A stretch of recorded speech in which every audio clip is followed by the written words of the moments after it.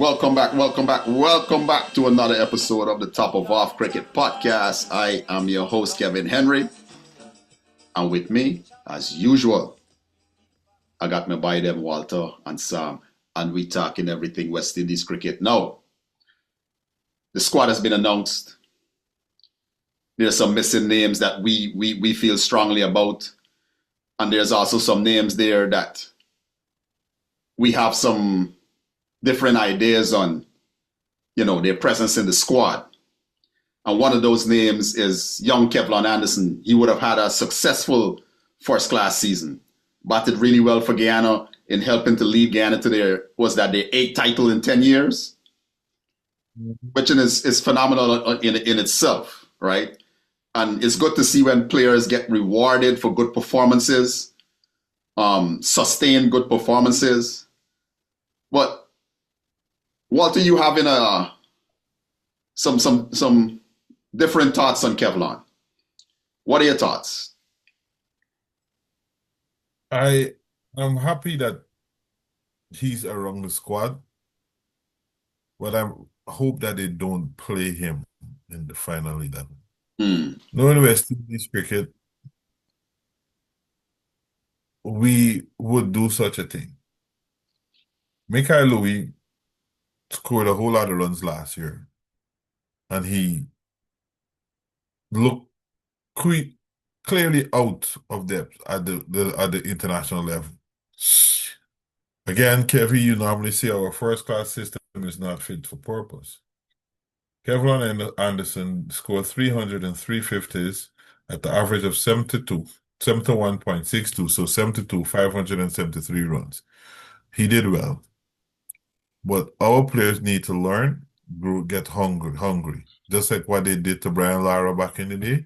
He needs to be around the squad. He needs to fetch some water. He needs to see how professional players operate, right? See the Australians, but he shouldn't play. He's not ready. Because they're doing the same thing to Joel Andrew, and he has not, and they're just not ready. Sammy, what are your thoughts on the Kevlon Anderson selection?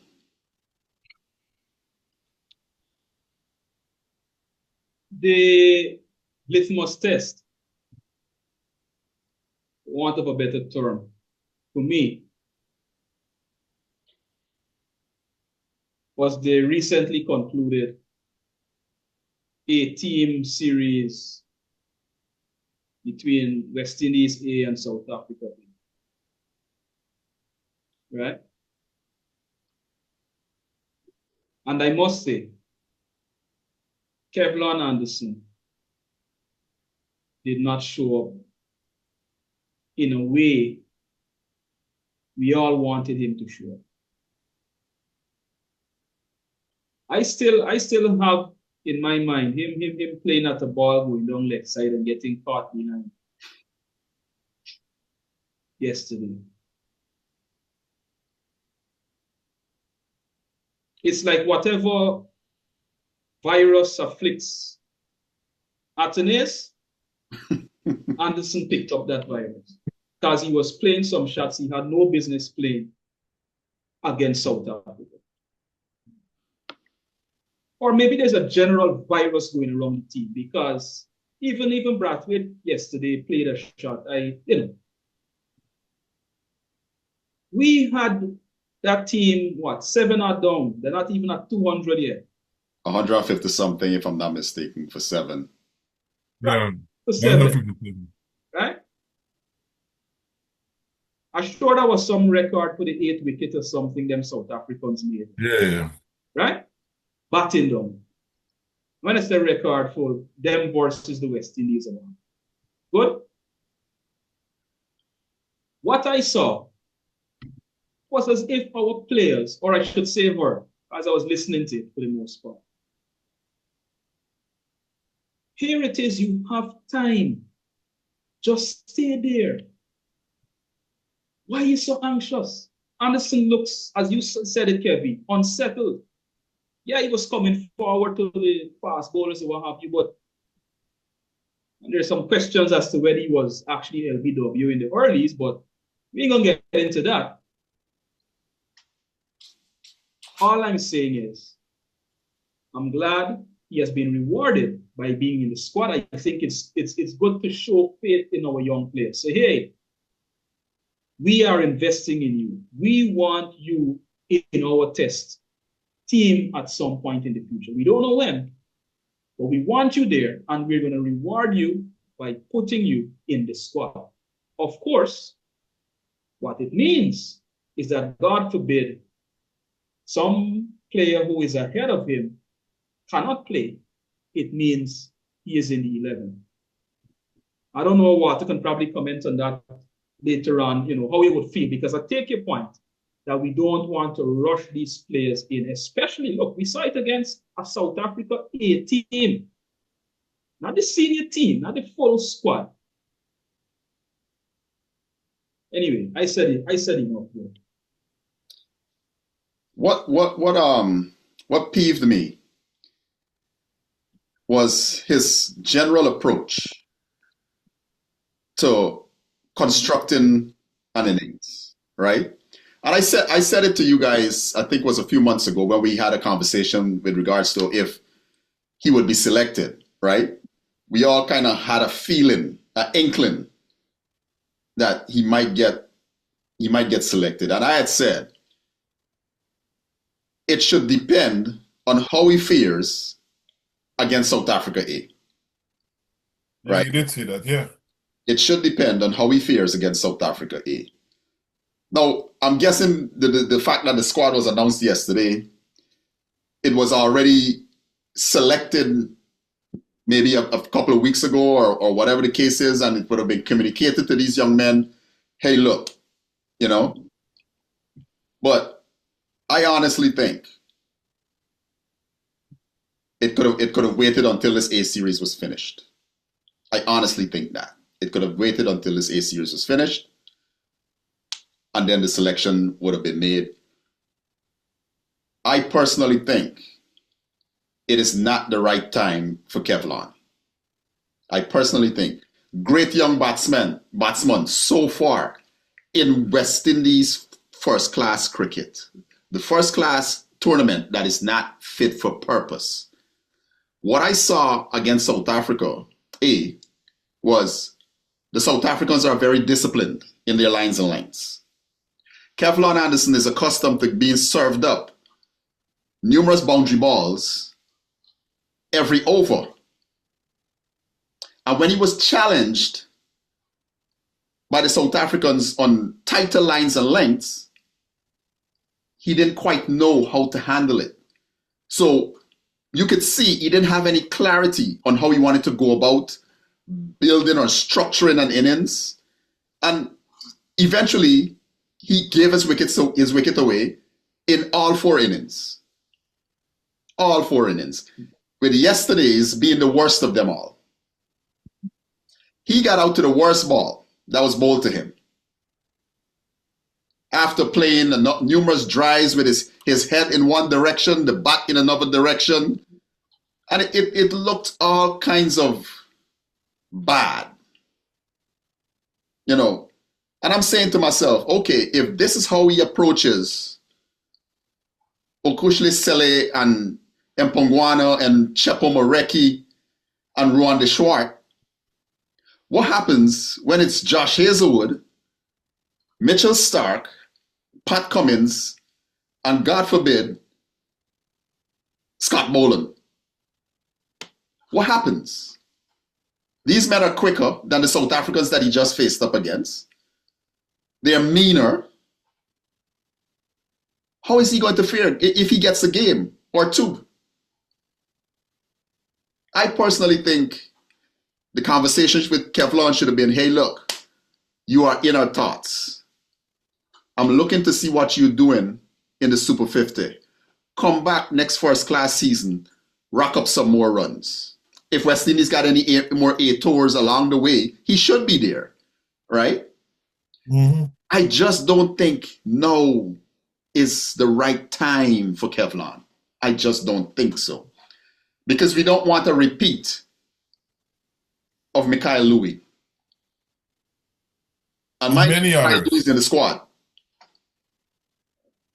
Oh, by the way, right, when you look at the stats for the unofficial test series, Athanaze is actually number 2 in terms of runs behind Ackerman. Yeah, yeah. Athanaze, Imlach, and Louis. And then Anderson. Anderson is number 7 overall. And he scored 70 something runs? Right. 77 runs at an average of 19.25. That's a damn shame. I don't know what the rush is. I don't get it. I'm still quite baffled. Yeah, I personally think the way how he batted in the West Indies first class season is how he should have been batting against South Africa. You understand? Trust your stuff. Trust your stuff. Trust that you've been coached well. You've been given all the tools to succeed at the next level. It was like he looked like a cat on a hot tin roof, trying to do all kinds of stuff that are not normal, right? And it was disappointing to watch. I know he's better than that. Way better than that. Anyways, fellas, final thoughts before we call it wraps. I hope that they listen. I hope that they do the wise thing and not listen to us. Not that I can say again. I'll say they don't have to listen to us, but who are we in the grander scheme of things? But I hope for Kevlon Anderson's sake, I hope that they don't play him and he just learns and asks questions and just soak up all the information that he can and make himself better, come back, score a ton of runs next year, and keep not saying so the next time, so people like us won't have anything to say. Yeah. Sam? I just want to reiterate a crucial point you made about when the test squad was selected. We have become accustomed to West Indies waiting until the 9th hour to decide on the squad. I would not have minded if they waited until Friday or even next Monday, have a proper press conference next Monday and deal with the squad. Yeah. So what it says to me is that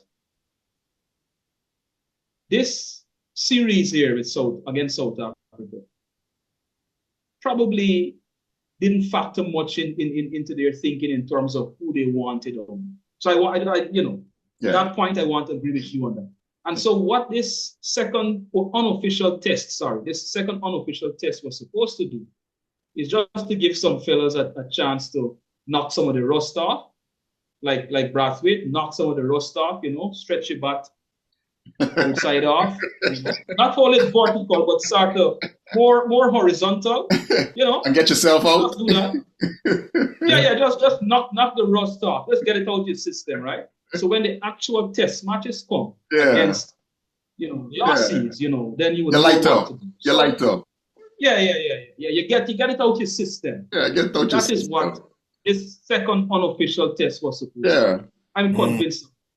Because based on what him and John Campbell were doing, that's what it looked like. Because John Campbell acted like if getting to 50 was a newfound idea.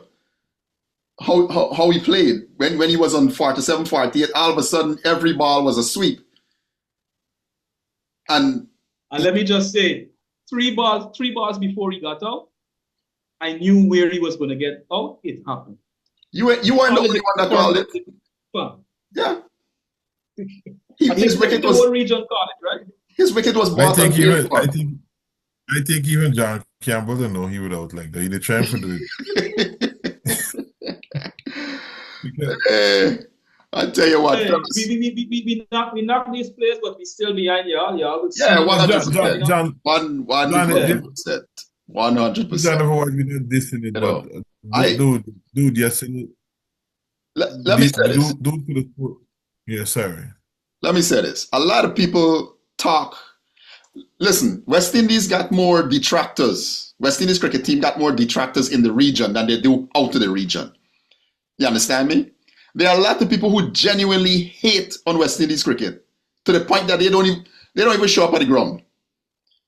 If you want to see West Indies do well, you can't only want to do well and not show up at the ground. The men that need to play in front of somebody.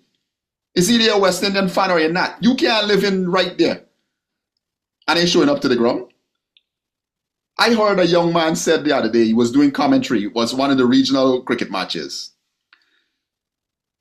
He's an actual player. He's knocking on the Trinidad door. And he said, given the choice between staying at home down the road and watching on the computer or watching on TV and going to the ground, he'll stay home. And I asked him myself, what kind of cricketer you be? You understand me? Because if you don't want to go and watch other people play, but you would want somebody come and watch you play, what sense does that make? Anyways, Walter. You should be at the ground. You should be at the ground with binoculars. You know? The cricketer from 2025, the generation, we got children like this. We know this stuff. Yeah. Anyway, I should say, you know, like, John, big man, dude, you could have scored a nice 100 yesterday. Yeah. And against a pretty decent attack. You gave it away. Yeah, give it away. And you got to come and score runs and get your confidence. You've been away for a while. Yes, I know that you scored some runs, but brother, you could have done better. Lift the game up. Become a modern great in context of West Indies Test cricket. Listen, we talked about Casey Carty last week, and Casey Carty giving it away when he should have put a little bit more of a premium on the wicket and stayed out there based on the context of what was going on in the cricket match, right? Stayed there and batted longer. John Campbell absolutely needed to stay there after Braithwaite was gone, Anderson was gone, Athanaze was gone. He needed to stay there. It's called responsibility. You are the senior man in the squad. Other than Craig Braithwaite, you are the senior man in the squad. Now, what are you telling the other young players when you go about playing your innings like that? Well, I guess you could say, well, Craig Braithwaite did it. Alec Athanaze did it.